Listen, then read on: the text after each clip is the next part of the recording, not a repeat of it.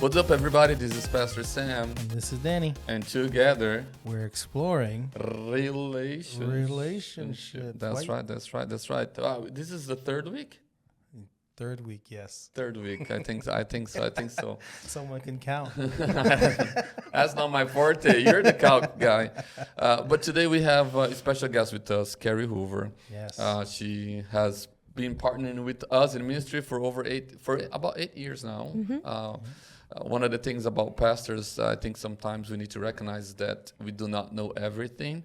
And we might know Bible a lot. We might know theology and doctrine, but we probably weren't as trained to be a counselor or to help people manage day-to-day things well. Mm-hmm. Right? That's right. Well, a good pastor recognizes that he doesn't have that and seeks those who has it. So, yes.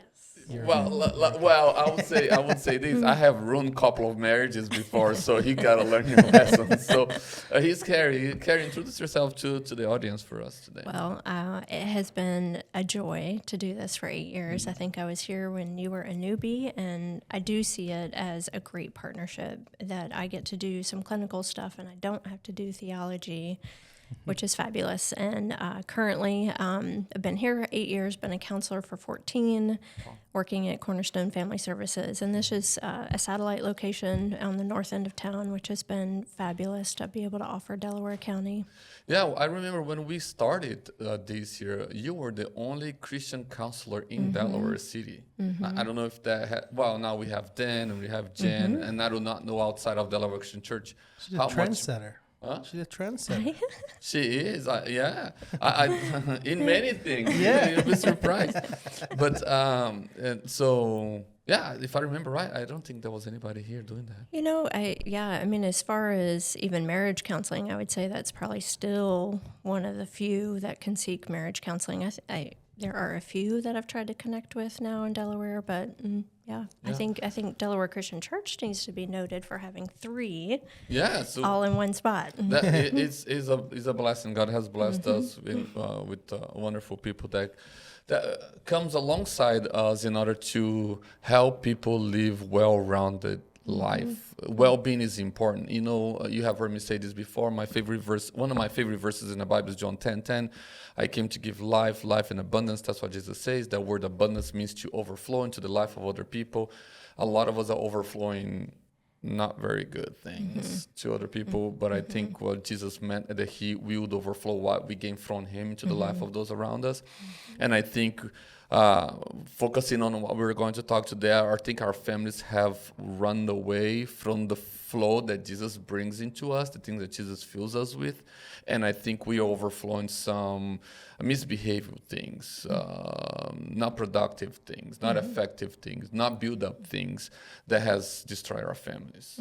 I think in a lot of ways we all continue to forget that Christ is at the center. And some of that is putting our families first above God. And we can see what happens when we do that and make idols or at least important value out of people instead of Christ. Well, so let's dive right into it. Yeah, I mean, we've been in this series, we're talking about relationships at every level. And the first 2, we talked about relationship in terms of, what was that first one about? Was it love? It's a sermon? No, the podcast. The podcast? I don't know. Are you kidding me? You're going to get me... Communication. That's right. The first one was... Last week was communication. Last week was communication. But anyways, all that to say, this one's going to focus on family dynamics and the relationships in there. And that's why we have Carrie with us to kind of school us in that from that side of things. So that's what we're going to start about family dynamics, right? Yeah, family dynamics. Carrie, I mean, there is a lot of that goes on in a family. So let's start maybe for the next few minutes here. Let's start with mom and dad and kids. And I don't like to define family like that. The family unit like that anymore, because there is grandpa and grandma with kids, there is a single mom, a single dad, right? And then there is your normal mom and dad and 3 kids and 2 dogs and a cat and a bunny. And then you have like blended families, you know, relationships that were broken on the one point in their lives. Now they found love again. We all want to love and be loved.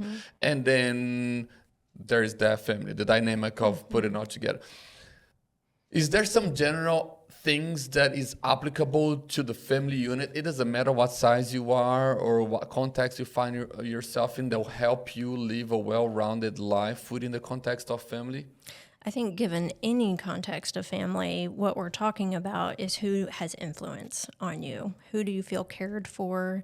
Who do you go to when you are struggling in life? Like that's anytime we're in counseling and we go, well, who's your family of origin? It can look any way, but generally what we're talking about is someone that cares for you, that you feel like is home, and you can go there, whatever home means to you. Is I feel safe, I feel loved here, and hopefully I get some good guidance and wisdom from that place as well. Yeah, and I think you said a word that is, I think is one of the problems of the families today, is that the family home, doesn't matter what that look like, is not safe. It's just not safe for us to share our emotions, share our thoughts. There's too many differences that need to be settled in order for the family to thrive well. Can we thrive in our families with all the differences that we have with one another? I mean, that certainly is a big question. I think in the world, yes, we can. And in the context of our home, I would hope that would be even more so, that what we do is love a person first, and then we talk about our differences. And we will often say, let's dialogue about that, what our differences may be. We certainly are always, I think, in competition with culture, and culture might be, that whole generational differences. The generation ahead is saying it's getting worse, and the generation that's young and has bright new ideas. And, certainly when you're talking kids that are in a place where they're being influenced by their peers, they're bringing that into the home, which might be shocking. Sure. Is going to bring a lot of differences, but I absolutely think there's space for both. Is there a, so, I like the word polarizing, right? There's like this polarization within the family context. Is there, as a counselor, is there an advice that you give families in moving from polarization to collaboration to collabing into coming to a specific end result for a specific conversation, right? One of the things that we have been talking here lately is technology, right? Technology. So maybe we can dive into that in a second.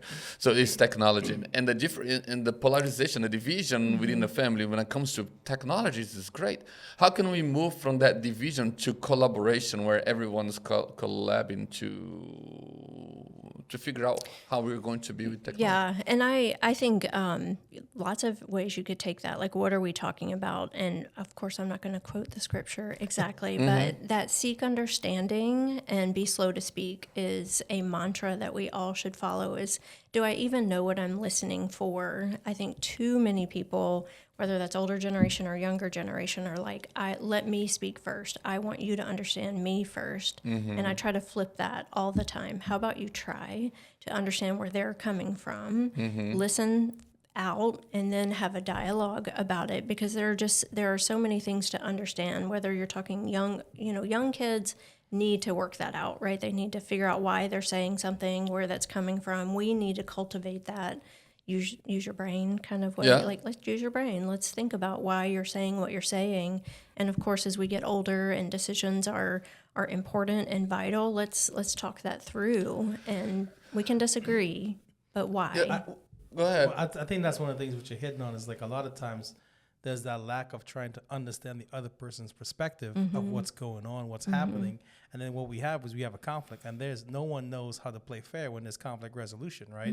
Because we're always attacking everyone, attacking each other. And that just carries us even deeper and deeper down the rabbit hole. And now we find ourselves, now we're dysfunctional. We're a dysfunctional family, and now we've lost our identity, and all these different things play into it. And I think that's a critical piece. What you're talking about is, a lot of times we want to be heard, but we never want to hear what the other person is saying either. And I think that's key in trying to resolve issues as they arise. Yeah, and creating safe space for that, right? Like, I need to know that you're going to hear me out, but that also needs to be reciprocal. Like, if it's only a one-way street, one of you is going to get your hairs raised about that. Well, two things you guys are talking about that made my mind there has so much going on. One was the word dialogue. I think most of us don't have dialogues at our homes. We have a monologue. The dad is talking, the wife is talking, the kids is talking, and they're all talking at the same time. That's not a dialogue, right? I don't know English very well, but I think the word monologue means you're talking by yourself. A dialogue is you talk, somebody listens, Someone else, and then it's their turn to talk. Yes. And I think we have lost that. Yeah. Yes, and I would say that, and to add the added skill to that is if someone is going to speak first, which I always say, go with a party that's more vulnerable, let's say, and allow them to speak. Okay. And even it's not just like table tennis, like, well, you said what you're going to say, now I'm going to say what I want to say. Like, I want to make sure that you know that I hear you. I want to make sure I know what you're trying to say. We call that reflection. So I'm reflecting to make sure that you feel heard and understood. But that's a problem though, because most of the time what we say is not what that person heard. Well, interpretation is two different things, Yes. right? And I think there's a lot of assumptions that's made when people say things like, so I think that also makes it very difficult. And that's the biggest drawback that I see is that you might be talking to what you said, like everybody's saying their piece, but they said it. There's no resolution. I said what I said, it's off my chest. You said what you said, it's off your chest. And now we've got no resolution. What there needs to be a coming together and I'm hearing what you're saying. Yeah. How can we work through this to kind of get to the side that we want to get to versus staying in this area where we're battling each other. And I think that's what we need help on. That's the hardest part because everybody knows how to say their piece. Yeah. It's now, how do you now, we've said what we said. Now let's figure out how we get to a happy medium. And I not to blame all technology, but I think technology has played a huge part in why that skill has deteriorated so much. I think we just get so used to tidbits of a string of words on texting or, being able to do just to listen to TikTok or whatever it is that we're doing that gives us all the information we need to know. And I get to interpret it as however I want to interpret it without ever having to look at the other person and go, is that what you meant? I'm trying to understand you here. Like we just do it all via the face of a screen. And in families, especially, I wish that we would practice doing this in-person talking. And yeah, that does require that somebody has the skill to be able to sit still and listen. So if I'm hearing right, what you guys are saying here is that so someone has to listen attentively to what's going on and then has to reproduce what they heard and then maybe be curious about why that person is saying what they're saying. Is that what you're saying? Yeah, I think it's more. I like intentional, but I would frame it as active listening. Right? You're actively listening because that means you're fully engaged in what the other person is saying, and you're trying to figure out exactly what's happening. Because when you're actively listening, you're not just waiting to respond. Right? A lot of times, I feel we're just listening to respond. Yeah. And when we do that, we're like, I didn't hear anything you said. I'm ready to fire back.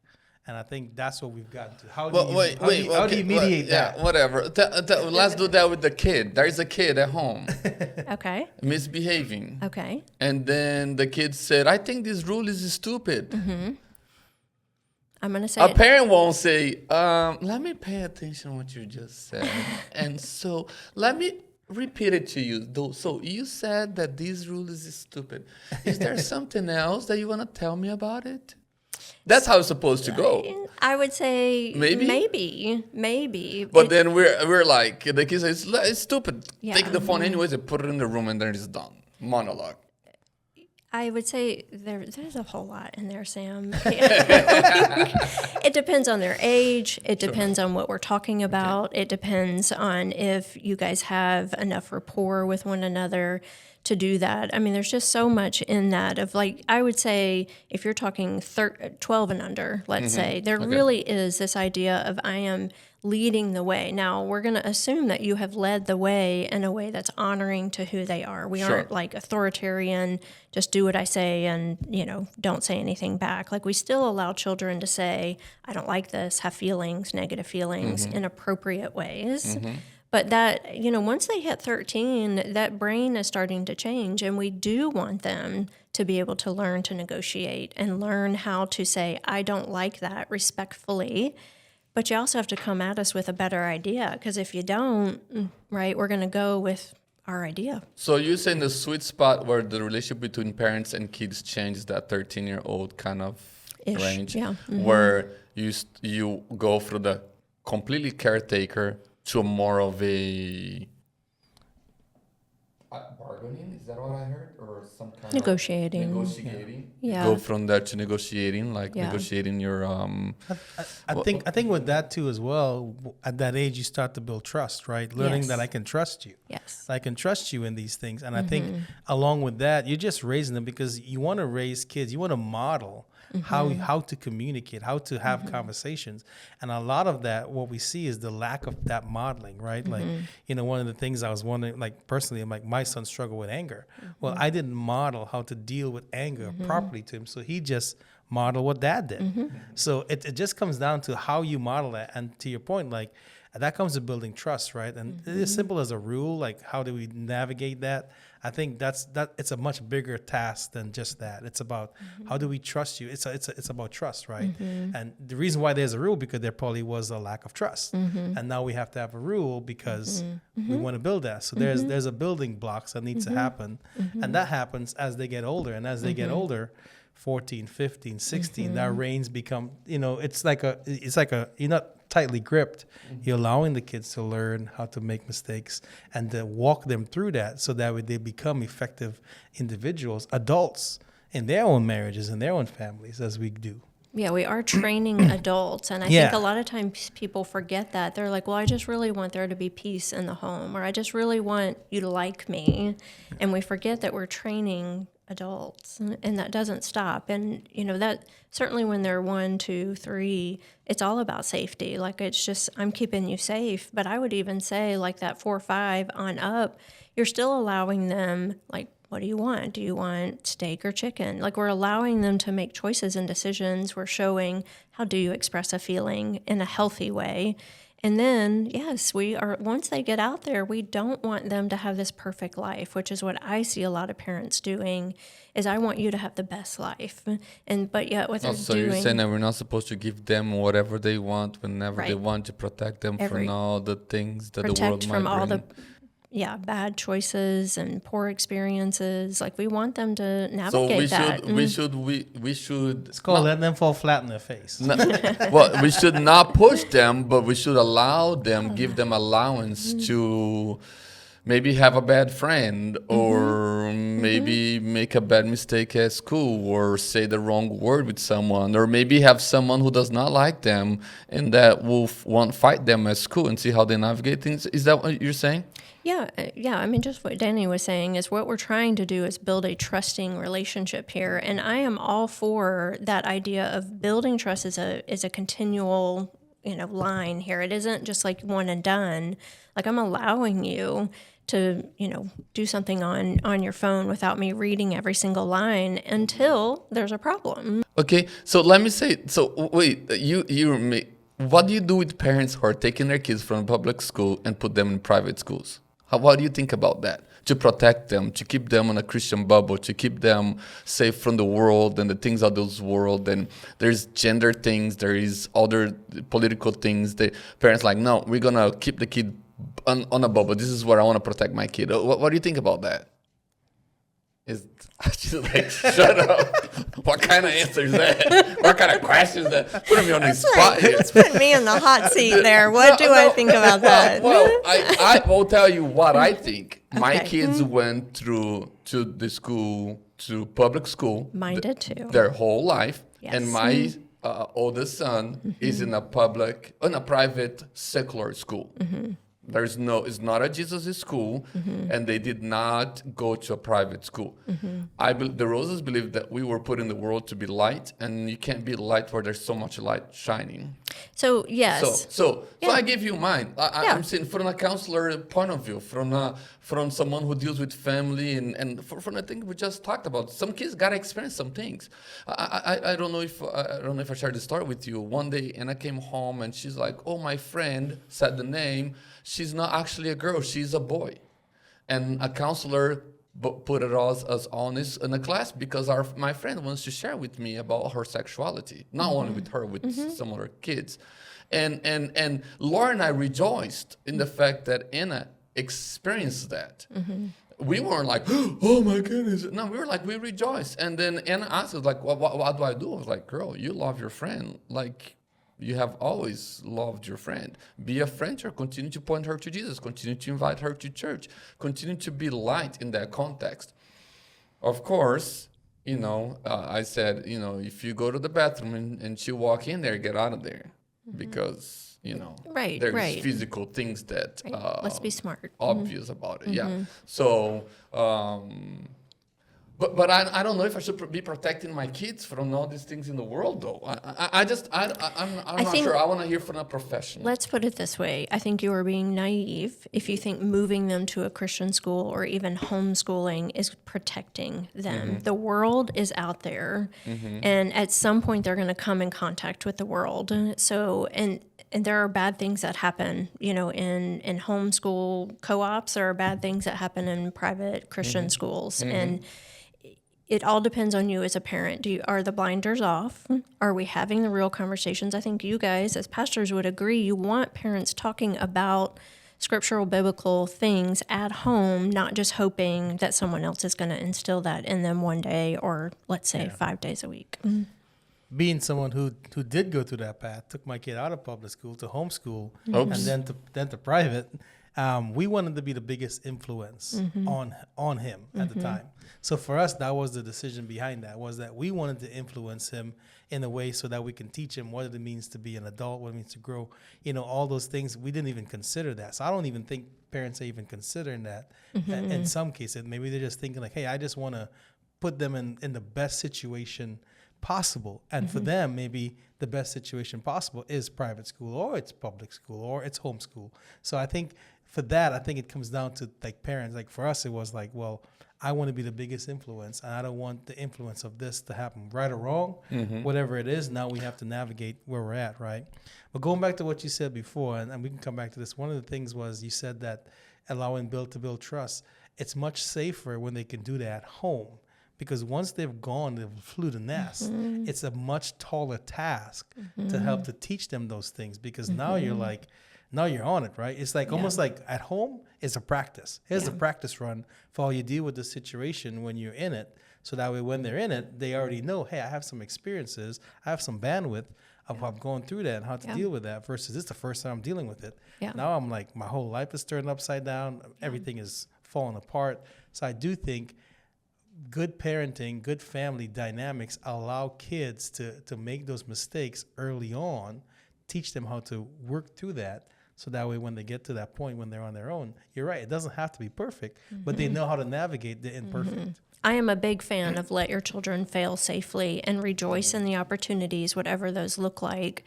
And, and I don't criticize anybody's choice for how they choose to do that. You're right. I would also say I think the public school failed my children, because I was hoping they also were, in their mind, they want the best interest of the children. And I think certainly in smaller school setting, like I sent one child went to DCC, which was a fabulous move for us, and it's a much smaller setting. It was a great setting for her, where people really looked after her and cared for her. In a large public school, that they can get lost, and those chances to learn from their failures are not given. They're given passes, and that didn't help us. So maybe personality of the child, too, trying to learn a little bit about your children to make the decisions is important. Yeah. And I think a lot of parents don't know their kids, don't know their character, their personality. They just have a vision for who they are and what they should be. Yes. And then they push the kids into that vision, and then they start to realize, oops, that's not. Well, it comes down to setting expectations for your kids, too, that are not realistic. A lot of times, like as a dad, I failed in that regard a lot, because my expectation was here when the bar should have been here. And, it's also good to have a good active listening, because my wife would keep telling me, like, Danny, your expectation is too high. I don't know what you're expecting of him. You need to lower that expectation, so when he surpasses it, he feels like, man, I got something done, because everything kind of plays into it. And a lot of times I think parents need to recognize that too as well when it comes to the kid relationship. How do you help them get those wins, right? Those wins so that their sales can keep moving forward versus them saying, I could never do anything right. I could never get it done. I'm such a failure. That starts leading into the depression, start leading into all these things. And I think parents just have to do a better job of being parents. I think we've kind of foregone that, and we've passed the buck in a sense to the schools or to anyone else but With the ourselves. church. Yeah, and I think that it comes down to just recognizing and taking back. I read a book a couple of years ago called Take Back Your Family. It was by Jefferson Bethke. It's a really great book, and he kind of parallel like raising kids in different countries versus to America. And there's some pretty alarming stats he talked about and how like the U.S. is the worst place to raise your kids. One of the worst places, not the worst, one of the worst. Yeah. And it's like he has all the different things that he's been in. Great book. I recommend people check it out. It's called Take Back Your Family. So we were talking about trust and kids, and what about parenting monitoring kids? My mind on that always go to like, does kids have privacy? If so, when does that start? Walk me through that, because most kids don't like to be monitored, right? If you don't like being monitored, right? You think of it that way. Do I want to be monitored? Yeah, no, they're not. I think it's a two-way street. Yeah, it's a two-way street, and we talk about privacy from the time that they're 2, right? We have private parts that no one else gets access to. Oh, yeah. So, yes, privacy is a part of their own identity, especially when they become teenagers. And identity does come from their peers. That's a huge part of brain formation. And to allow them privacy, allow them a space to navigate that without reading and admonishing and criticizing, like you were talking about, every single thing that they do. Because I don't know about, I'm a little older than you guys. Like, I got to do dumb stuff without it being recorded. Sure, without without it written out. We did too. Yeah, and we need that for our kids. We need them to do dumb adolescent stuff in a safe way, right? And unfortunately, I think our culture has tried to make our kids feel more grown up than they are, and so there are some more dangerous things out there. So I say there is a space for monitoring your stuff. That if I own your phone, I own this home. There are parts of that you need to respect and honor that. However, they also need space for privacy. I would say in the teen years, if you guys put off giving your kids electronics as long as you can. So how does that play? Okay, give me maybe one practical things. Like, give me how can I give an example. One time, Junior came to the house and he was crying because someone on his Snapchat told him, "Go kill yourself." I was like, no more Snapchat. If you're going to be believing everything that people say on Snapchat, then you don't deserve a Snapchat. Wow, that didn't go well. Okay. Right? It didn't go well. I'm being too controlling, too, protective, not giving the benefit of a doubt, blah, blah, blah, blah, blah. Like, no reading text. How many stories I have heard of kids. If someone would have read the text, an incident would not have happened.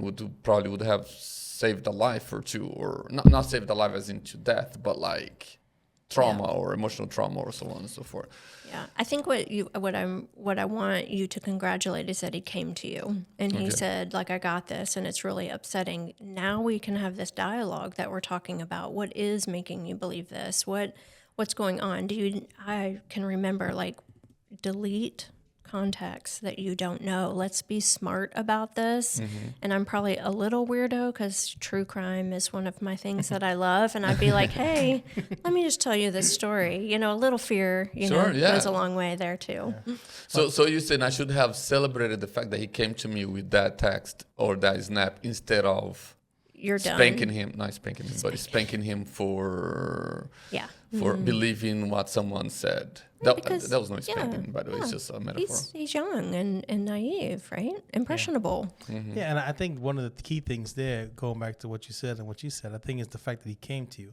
A lot of times we don't have that relationship with our kids where they feel that they can come to you without being like spanked, without being like judged, without being like, well, it's your fault, right?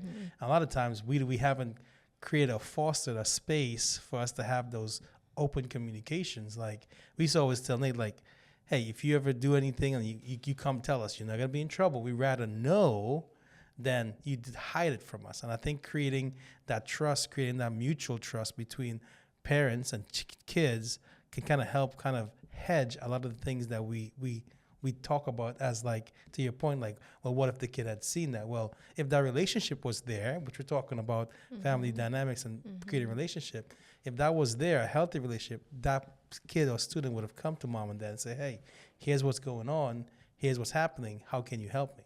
Yeah. And I think that's right. Junior did an amazing thing coming to you because you have fostered that relationship, that opportunity, that space to come and have that conversation. Yeah, but then I ruin it.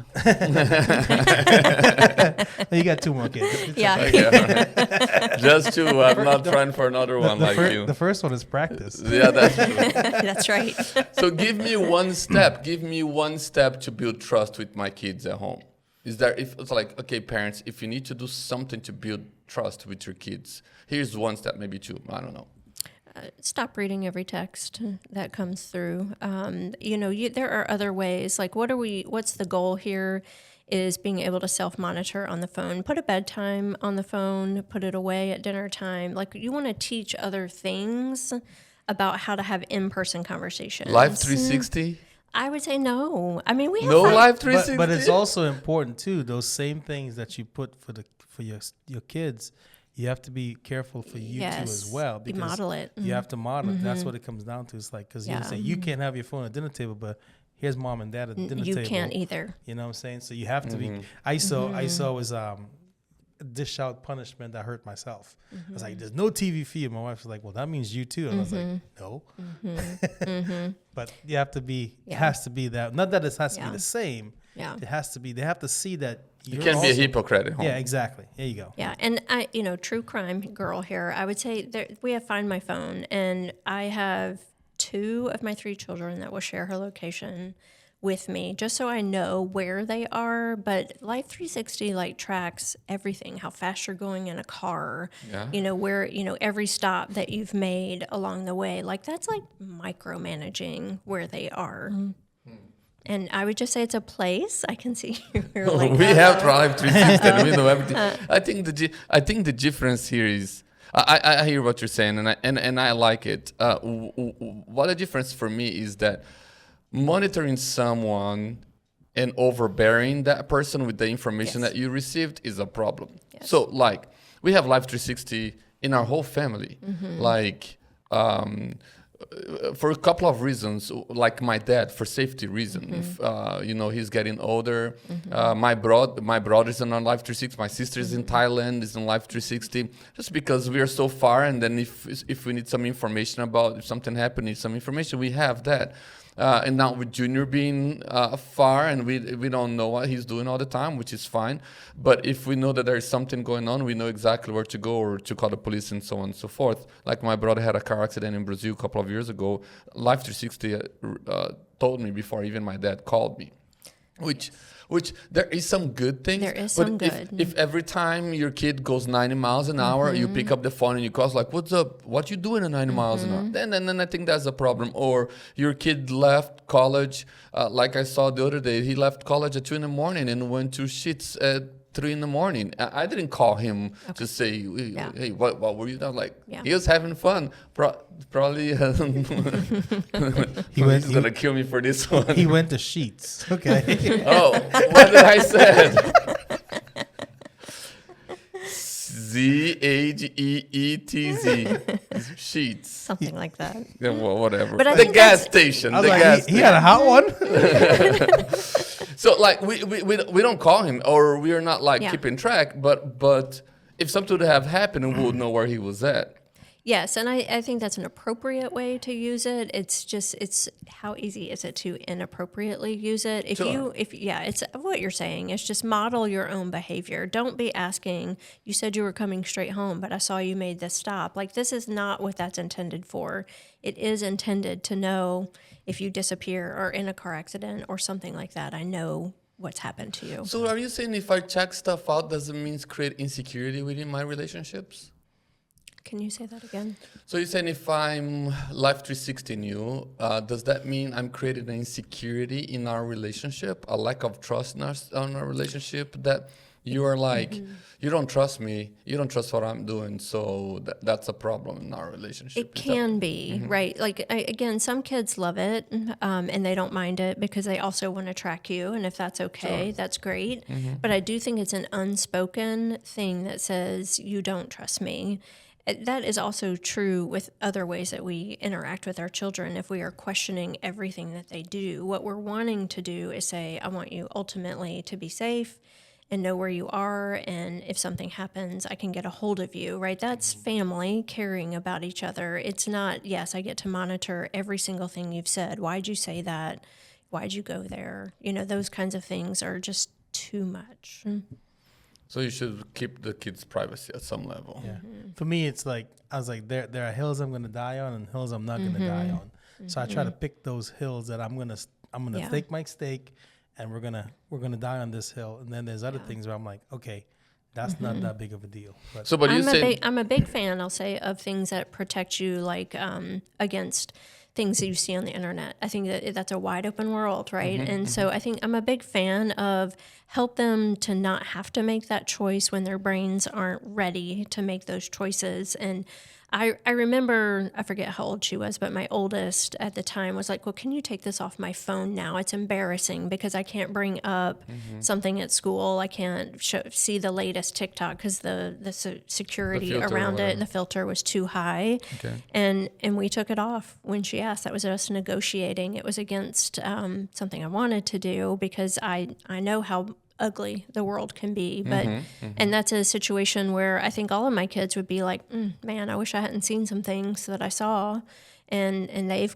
got to go to counseling, right? Yeah, well, that's their choices. We all do. And we all do. If you don't change the oil of the car once in a while, every 3,000 miles, you're in trouble. So counseling is, I don't know if you like that analogy or not, but counseling is a maintenance of the mind and the heart. And if you don't pay attention, don't do it, you find yourself in trouble. But so 13 years old, is that might be that sweet spot where you should start releasing your kids and training more them to be adults. Until then, more of a caring and nurturing kind of aspect of things. Would you say somewhat like that? Yeah, but as dads, I would say never stop caring and nurturing your kids. I think they always need to know that they are worthy of a hug. Sure. And all that kind of love and affection, cuddling, as long as they'll do it. And I would say do it. And but they're 18, they don't want to do it no more. They don't. I want them to still hold my hand, and they won't. So let's talk about a problem that we have for parents. Family as an idol. We all worship kids. Our schedules are based on kids. We replace God from the altar of our hearts, and we put our 3 little children. We do anything for them. We'll forget about God and focus on whatever. And we say that in the name of God gave me a family, and I'm supposed to. And so when family becomes an idol, it takes the place from God's rightful place in our lives. And I don't think the biblical approach for families puts kids first. No, it does not. I mean, and I think it's, Danny, you were talking about the trickle-down effect. I think if we as individuals are seeking God and then we're focused on our marriage, that trickles down to healthy kids. And yet our culture says, let's make the kids' life perfect, or work is great. Let's, build yourself up on the ladder, and, let's let other people raise our children. That's kind of where that comes from, is like, well, that's more important than our family. So there is a place to say that family is important. I do think God in throughout Scripture says this is a place that we are to invest in, but it's not our primary investment. What is our primary investment? You tell me, Pastor Sam. I think it's our relationship with God. Yeah. And I think that's, and you have people who come to DCC have heard me, the newer one may not, but there is an order. Yes. There is a perfect order in the life of individual. Yes. God, and maybe let's see if you agree with this order. And so let's talk to the counselor. Okay, let's test the pudding here. No, whatever. It's not test the pudding. No, it's the test is in the pudding. No, the proof's in. It doesn't matter, you guys. The proof is in the pudding. Yeah, well, let me test the pudding to see if there's a proof in there. So, God, your spouse, your kids, your profession, and then you can then make your choices back there after that. Yeah, whatever comes after that. Although the only thing I'd replace is kids with family, because like you said, family looks like extended a lot of extended family. You mean? Yeah. Grandpa and grandma, uncle and aunt, cousins, and all that. So you say we have a responsibility primarily with God, with our spouse, with our family. And then work, and then okay, I like that. I never. And Because for me, sometimes extended family stays way down there because not because I don't like them. It is just because they are not my priority. Well, I mean, yours are far away too, whereas mine are 5 minutes away. Sure. And so, yes, that's what I mean. It all looks different. So I just would categorize it as that, because I do think you can't neglect your parents, right, as they get older and all of that. There's still a lot of that going on, of like there's a way to create healthy family units. And if we just put kids in there, are we focused too much on our own kids and not thinking community, right? It's great to be in community as well. And, there's lots of good stuff out there. Yeah. You have anything there? No, I think you're right. I think a lot of what we see is like we've gone extreme to the other side, right? Where we have kids and then we worship our kids, meaning like everything we want for our kids, we give them the kid, which is good. But at the end of the day, what are we creating in that? We're creating a beast in a sense. When they become adults, what are they going to expect, right? So I think we have to model. It's all about modeling. Everything that we do is a model. If you always think about like someone is always looking at you, whether it's your kids or your nephews or your nieces, or just even the kid across the street, you're always modeling, and you have to be mindful and intentional of what you're modeling and how you deal with people, how you talk with people, how you interact, because everything someone is looking and they're seeing, and you're influencing. One of the words, you are an influencer in many ways, and what influence are you having is what you have to take a step back and take stock of and say, hey, you know what, there's some behaviors that I need to change, there are some things I need to change about my parenting. And because if not, then this cycle is just going to continue, and then I'm not glorifying God in this. I'm not doing what God has called me to do. In fact, I'm doing quite the opposite, and I'm actually contributing to destroying the family in the long run. So let's move on to the next to the next topic: functional versus relational focus. I think a lot of us we're still into this family kind of thing. I want to spend some time here in the future between marriage, husband and wife, and we have to do something about that. And then we still need to talk about aging of parents, and we as younger has to take care of our old parents. And I also want to still talk about the importance of empty nesting, learning how to be an empty nester in a sense. So we gotta do this somewhat fast in a sense, maybe, but functional. Danny's good. Talk about this all the time. Our relationships are not supposed to be a transaction. Yeah, not transactional based, more relational. And a lot of it, we treat a lot of things transactionally. What can I get from you, and things like that, versus just doing it right. So I think that's the biggest thing. We see that sometimes as a transaction, like the family is as a transaction. How do we not do that? Talking about functional versus relational. Maybe define it for those who've never heard those terms before. Well, but here's the thing. All the parents cares about their kids is how much chore they're gonna do. Are they doing the chores? How much chores is they gonna do? You gotta go do the dishes. You gotta I feel like at times there's a lot more focus on the details of a household work than really the individual in itself. And I would even expand that to not just household chores, but what are your grades that you're getting in school? How are you performing? Because I want you to look good out there, and I think there is a lot of that. Like, I am providing all of this stuff so that you make me look good, and then I can post it on Facebook, and and show everybody how great we are. Yeah, and I think we do get lost in that of actually having relationship. There's a lot of value in kids having chores, and I often see actually the opposite of that they aren't giving them enough chores and responsibility because we're so focused on, well, they need to do school or they they have these sports, and we're forgetting that we're teaching them how to be adults later in life, not just, A member of your having family. fun, right? Having fun, having great memories. Yeah. So, because I think one of the problems we have, we value the kids by what they contribute or what they do instead of valuing the kid itself for who they are, right? It is hard for a parent to say, I'm proud of you. And that would be it. I'm just proud of you. A lot of us say, I'm proud of you because you got good grades or because you finished your chores. Or so I think that's a problem. One of the passages that I love in the Bible is Luke chapter 10, verses 38 and 39. Jesus, Martha, and Mary, right? Martha and Mary there. Jesus is coming to visit Martha and Mary, and then Martha is all about the tasks, and Mary just sits there. It's like, let me spend some time with you, Jesus. And I think we, as parents, we need to do more of that. Let me spend some more time with you.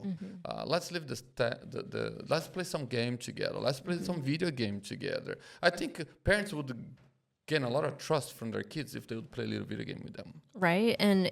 But you got to start that young, right? When they want to spend time with you, start that young and really cultivate that kind of relationship with them. And there is value in doing things, you got to do your homework. You got to have a clean house. Like there's a space in there for that. However, it's the perfect. I find that people are striving for perfect, and that's always a losing game. We are never going to find perfection, and that's really not the goal. I don't think there's anything in Scripture that says that. All right, what's up, guys? It's Editor Nick here. I'm actually editing the podcast that you're watching right now, but I wanted to stop in and just go over something that was actually left out of the podcast. About 50 minutes in, I realized that we were not even recording. For some reason, the SD card ran out, so we missed about 10 minutes of really good info, and I just wanted to quickly go over it because I feel like it would be a disservice to the conversation if it was left out. Basically, Sam asked a really good question for Carrie, and that was about in-laws and maybe elderly parents and just extended family that may be intervening with our own lives and our families and how we navigate those relationships. And when I say intervening, I mean things like asking for rent to be paid or maybe parenting our own children. I don't have any children, but I'm just giving an example. Carrie basically explained that we need to be able to set boundaries and we need to have good communication. She emphasized how important it is to set these boundaries early because the earlier you do it, the easier it is to deal with over time. And Carrie also pointed out directly to maybe elderly parents and in-laws and whoever it may be in our lives that there is support out there other than our own children. There's church groups, there's peer groups, there's so many different resources out there. So yeah, I'm so sorry to interrupt the podcast. We're going to get right back to it now. Are we back? Planet Earth? We went to Mars and came back? Okay. Yeah. One of the things I was going to say is where I see that being the biggest issue is raising your kids. The in-laws want to have an opinion on how you raise your kids. And I think that's where it starts. But I always that's the biggest thing. You have to say, hey, you had your chance. Yes. This is mine, right? Yes. Let me raise my kids. I do counsel grandparents in that way. Oh, of like, good. Yes. I mean, like this is their opportunity and they do need to learn. If they want to try something different than what you did, obviously we get new information all the time. So let them try that. Yeah. Just because it worked for you, it doesn't mean now. We're a whole generation later. Times are different. Yeah, I remember one time my mom was at my house and Caleb broke the window of the church because we live in the parsonage. She got a baseball and threw right through the window. I got a belt to spank the kid. She did not let me. And I was like, what do you mean? She's like, you cannot do that. I was like, you killed me back in the day for nothing. And now that he broke a window, I cannot spank the kid. He got to learn this lesson. She's like, nope, you're not doing it. While I'm in your house, you're not doing it. And I was like, what? Oh, boy. That was terrible. She almost spanked me. She almost turned me around and gave me. Carrie, husband and wife. Yes. Is the worst relationship God have ever created. People say, if God is so good, why does he made evil? I'm saying, like, if God is so good, why did they create marriage? They should have said Eve. Eve. Oh, the better. Yeah. Why did he make Eve? Darn thing. Talk to me. I'm joking, of course. Of course you are. Families, God instituted marriage in the beginning. You shall leave home. Jesus, not good to be alone. Not good to be alone. And Jesus said, you live in home and you're going to become one together. But dang, girl, So that's hard, man. Yeah, I mean, I would say parenting is harder than being married, but you What? know, add kids to that mix, and all of a sudden you got all kinds of challenges. But and I just would say yes. I mean, obviously you're living with someone 24/7 in the most intimate way. We are going to bump up against each other, but isn't that the very reason so that God could say, "Hey, I'm bigger than this. I have a way to show you how to love each other," and we get an opportunity to do that. What would you say is the main goal of marriage in general? I mean, to the believer, I say it's to model how Christ loves the church. Okay. I mean, that's just written out for us, and you know, and that comes with all kinds of things that have been skewed, right? Love and respect is one of those things that have been definitely skewed. And I think one of the ways you were talking about, like what destroys that more quickly than anything, is how you communicate about it. And I think if we're coming into it with that me first attitude, with the my needs first, self-centered, right? Ways in which Christ did not model that for us, but yet we as humans, I do think, you know, our hearts are sinful. And, you know, above all else, we trust our hearts more than we trust Christ, and that gets us in trouble a lot in marriage and skews that communication because we get so fearful, we get selfish, and you know, and that leads to fighting even more. And once you get escalated in a fight, you say really ugly things to each other, and that destroys even more. And so communication, just hands down, is like, how am I exhibiting how Christ would talk to me if I was doing something, you know, that is different and upsetting, and, you know, we got to live this life together. And second, I would say making a child-centered marriage. You know, a lot of times that happens because the couple has so struggled to navigate their differences, and they just really haven't cultivated an identity as one. That when those kids come along, well, they're cute, right? And at least in the beginning. and we create a child-centered marriage that ultimately we forget to be husband and wife. So how do we become one, communicate well, put each other first without losing our identity, our individuality, I would say. Yeah, Because when you're asking me to be selfless all the time, it kind of like, you kind of ask me not to be myself, right? Not to put away some of my desire. Well, but when do me get into the picture? I just heard that the other day. That's why I'm bringing it up. And Pastor Sam, when does me become part of it? Like, you ask me to do this for the person, to do this for the other person, but when is my time? Well, I mean, you chose to get married, right? And the two become one. So you forfeited that when you said yes. You screw yourself over that one. I love it. You rightfully give that up, right? There's an identity now as one, and obviously, I'm still going to like things that my husband doesn't like, and I'm obviously going to have girlfriends that I want to hang out with, and he has guy friends, and those things are important. He needs important alone time, you know, and those things are important. However, our primary responsibility is to the marriage. Hey, my mind went something. I gotta ask the question: can a husband have a girlfriend? A girl that is a friend, and a wife has a boy that is a friend? Like, can a spouse have a other sex good friend? Yes or no? They don't have to elaborate. No. Okay, cool. All right, good. I mean, I saw her face. She's like, you're out there. Even if they're gay, no. Even if they're really? Even if they're gay? No. Why not? Well, first. Well, we don't want to go to the gay thing, but like, okay, you said I'm no. just gonna say that if you have your spouse, it should be your most intimate partner, and if you are sharing anything with anyone outside of your marriage that you are not sharing with your partner already, red flag. And what about secrets? No secrets. No secrets. So I have no not ever secrets. heard of a secret that has gone well. Well, I agree with you. And the problem with those friendships, of opposite sex is that, even a gay man is going to have a male perspective. He still has a male brain, and Yeah. so he superseding the who your husband is and how he thinks and how he feels, and yet you're getting guidance from someone else that is not the person you're living with. So ultimately, most of the time, those feelings are not.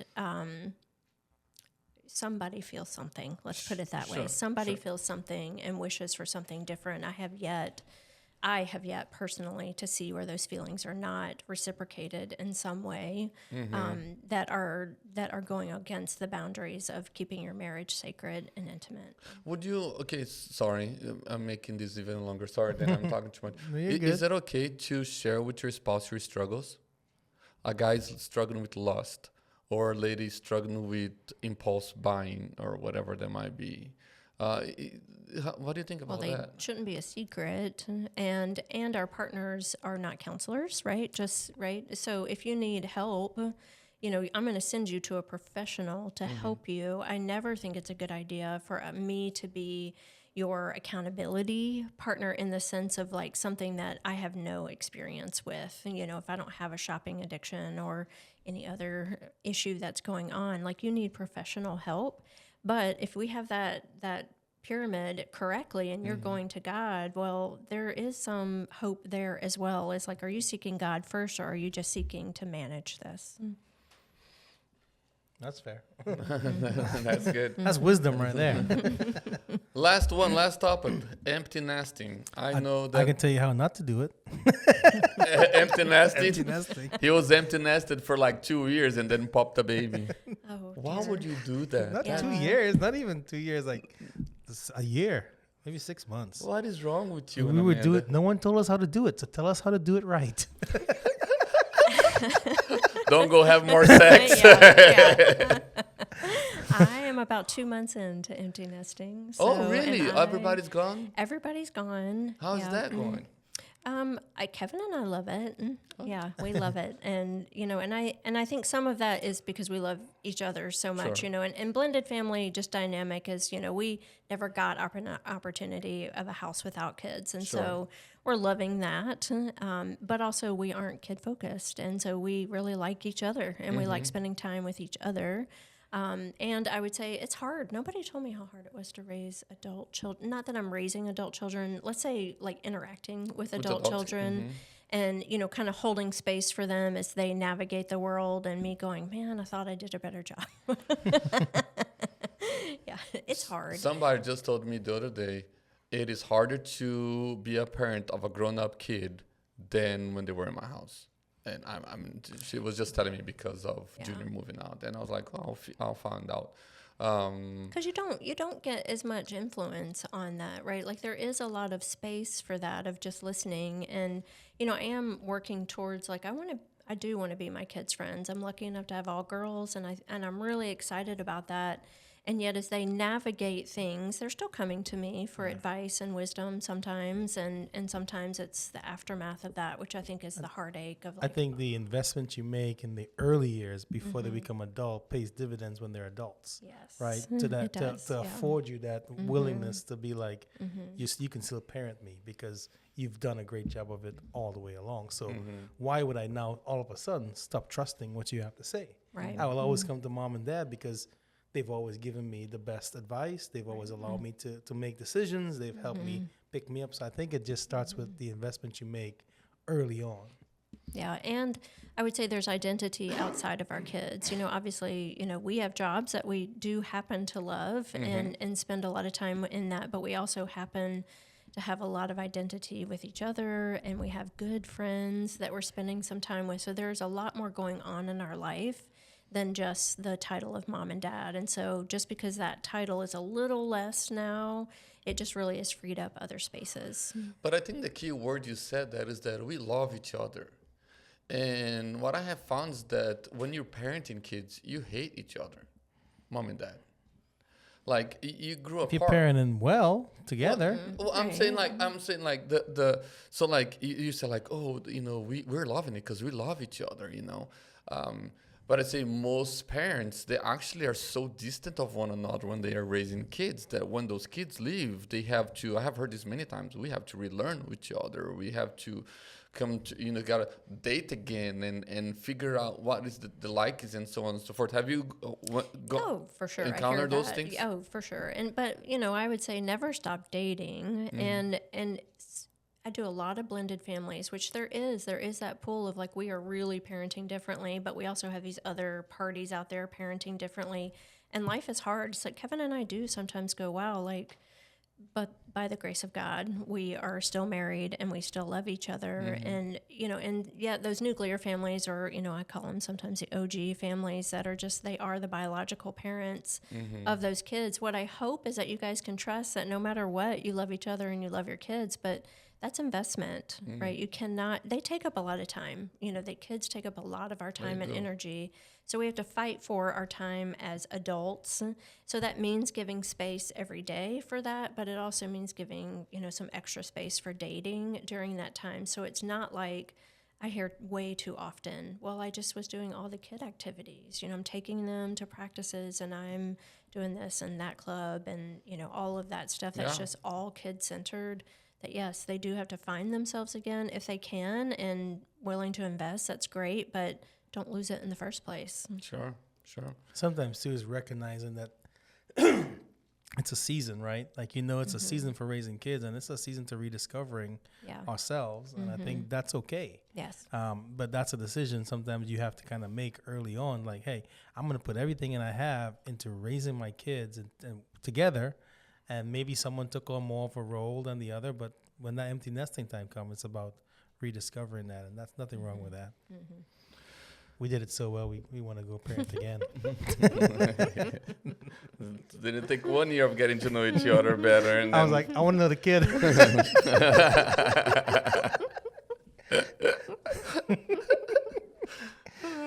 can edit that, right? Now I know. Now I know why. I know why. Carrie, any final words? Anything? Any final wisdom for families, marriage, whatever? Anything that you thought we would talk about and we didn't? I think we covered a lot of topics. Okay. And what I would say is this myth that relationships don't take work just needs to be abolished. Relationships are hard. You know, keeping friendships, keeping marriages, developing healthy relationships with our kids, that's all work.